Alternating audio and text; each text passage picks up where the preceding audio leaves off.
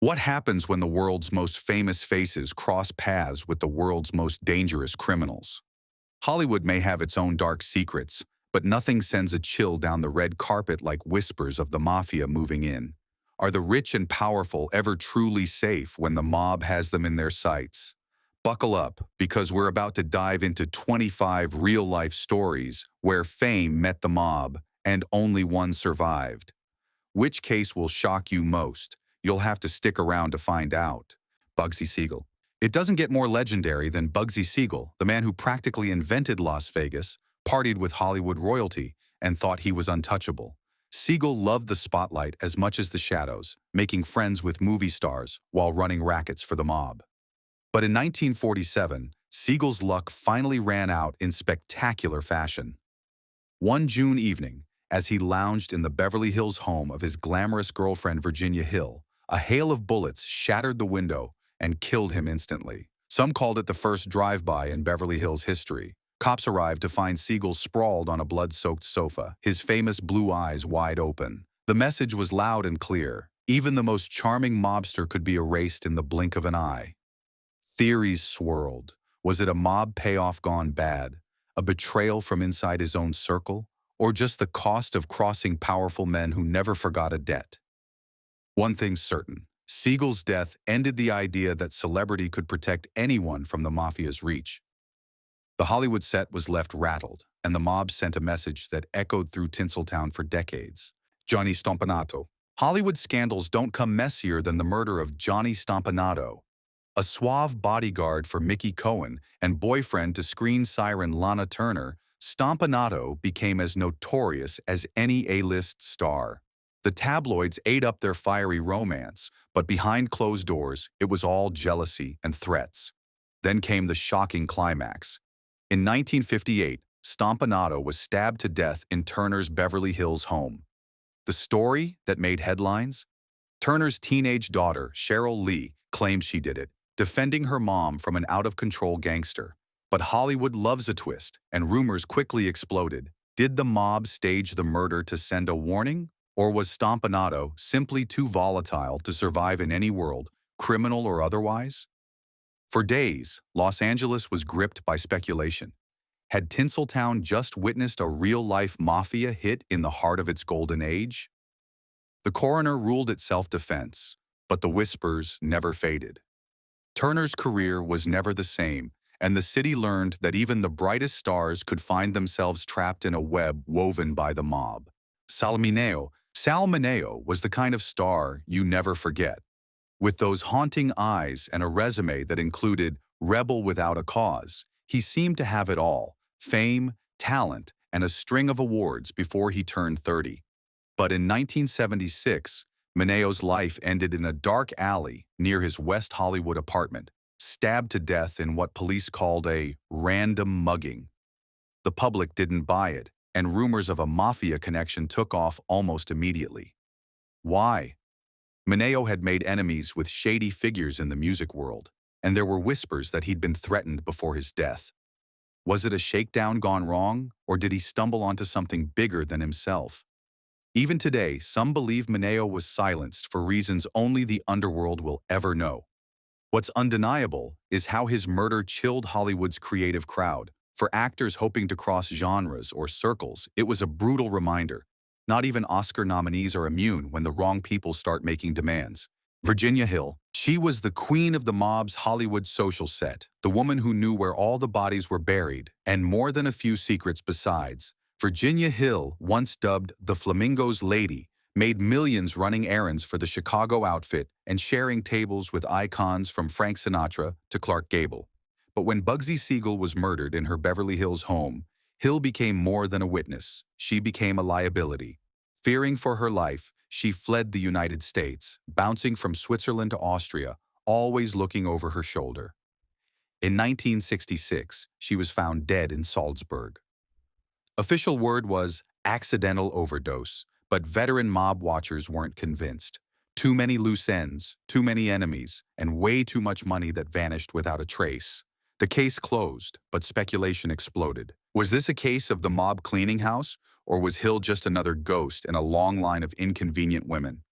To this day, her death is a warning to anyone who thinks they can outmaneuver the Mafia and live to tell the tale. Giancana. Sam Giancana wasn't just a crime boss. He was Hollywood's ultimate gatekeeper, pulling strings behind the scenes from Vegas to Los Angeles. Giancana rubbed elbows with singers, actors, even presidents. His Las Vegas parties were the stuff of legend, attracting the Rat Pack and more. But by 1975, Giancana's luck ran dry. He was set to testify about Mafia activities and their links to the entertainment world, promising to spill secrets no one wanted out. Before he could take the stand, he was shot multiple times in his own kitchen, some say while cooking a late-night snack.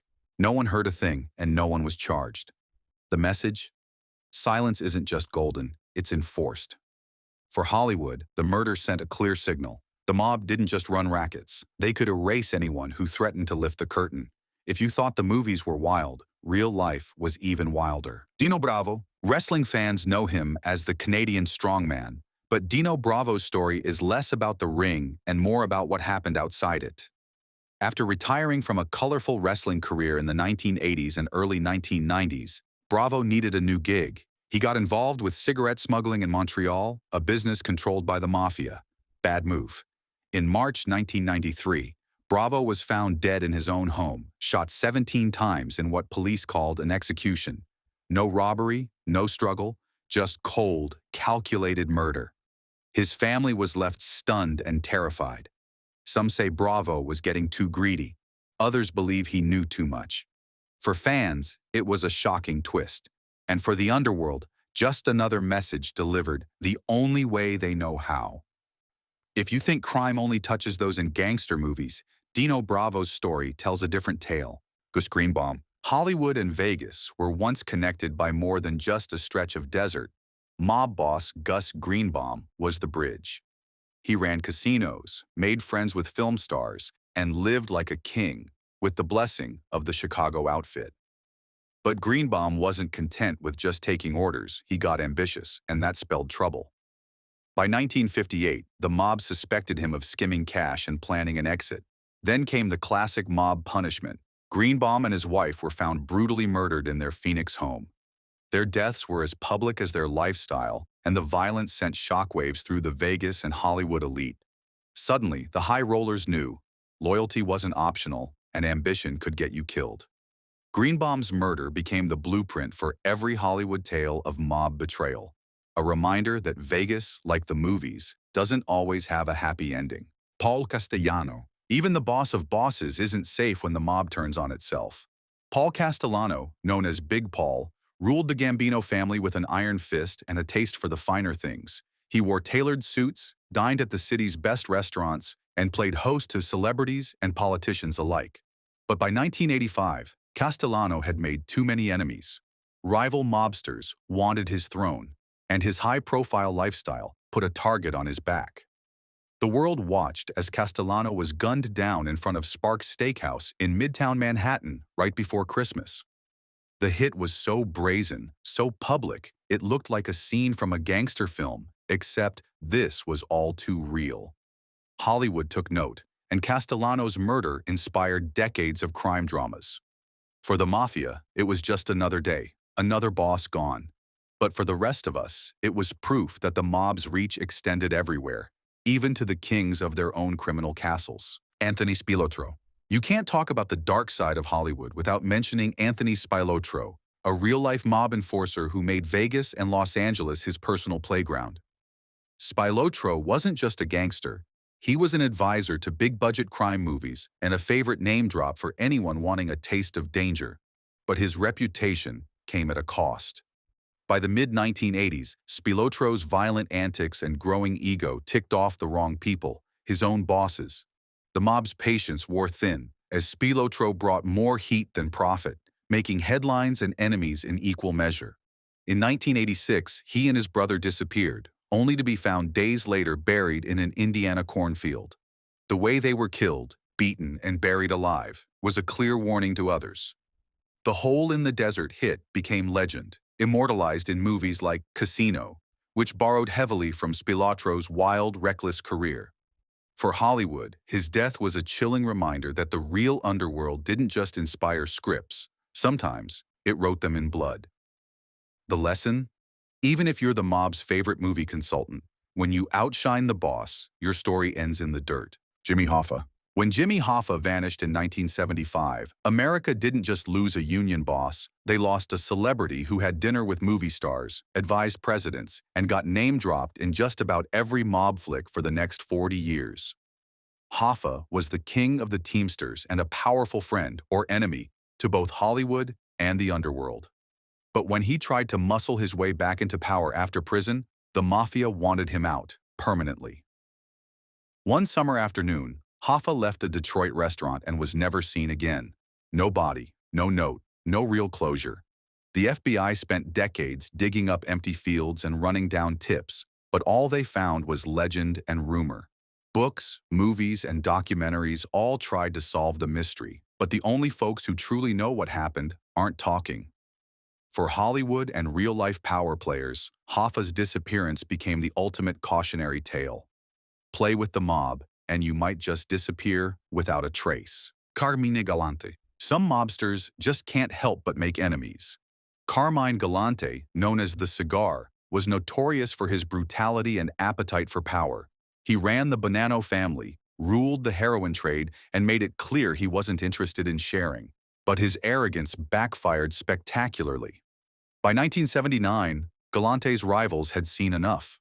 The hit came in broad daylight, right in the backyard of a Brooklyn restaurant. Galante was gunned down while enjoying lunch, his trademark cigar still clamped between his teeth. The photo of his lifeless body, cigar unlit, became one of the most famous crime scene images in history. For Hollywood, Galante's murder was proof that the mob would eliminate anyone, no matter how untouchable they seemed. The message was simple: there's no such thing as a safe seat at the table, especially when you make yourself the main course. Jack Legs Diamond. Jack Legs Diamond was more than a gangster. He was a pop culture phenomenon. His story reads like a Hollywood script: handsome, daring, and impossible to keep down. Diamond survived multiple assassination attempts, earning the nickname the Clay Pigeon of the Underworld. He loved the high life, Broadway parties, movie star friends, and luxury galore. But being too flashy was a fatal flaw. In 1931, Diamond was gunned down in his Albany hideout, hours after being acquitted on yet another charge. The killer was never caught, but everyone knew the mob had finally called time on his 9 lives. For a generation of Hollywood writers and crime fans, Diamond's dramatic end proved the old saying, "You can run from your enemies, but you can't outrun your reputation." His life and death remain a blueprint for every gangster story with a flashy rise and a brutal fall. Virginia Hill. If Hollywood ever had a real queen of the underworld, it was Virginia Hill. Nicknamed Queen of the Mob, she charmed everyone from movie stars to the meanest gangsters. Hill was no ordinary socialite. She was the trusted courier and confidant for the Chicago outfit, running cash and secrets between Las Vegas and Los Angeles. She even inspired the character played by Annette Bening in the movie Bugsy. But living in the crosshairs of the mob comes at a steep price. After her lover Bugsy Siegel was assassinated in her Beverly Hills home, Hill fled to Europe, always looking over her shoulder. In 1966, Hill was found dead in Austria, a case ruled accidental by local authorities. Yet friends and mob historians never bought it. Too many enemies, too many secrets. Hill's death looked like unfinished business, not a tragic mistake. She died with the kind of secrets that could topple empires, and those secrets died with her. Hollywood's golden age was shaken. If Virginia Hill could vanish, nobody was really safe.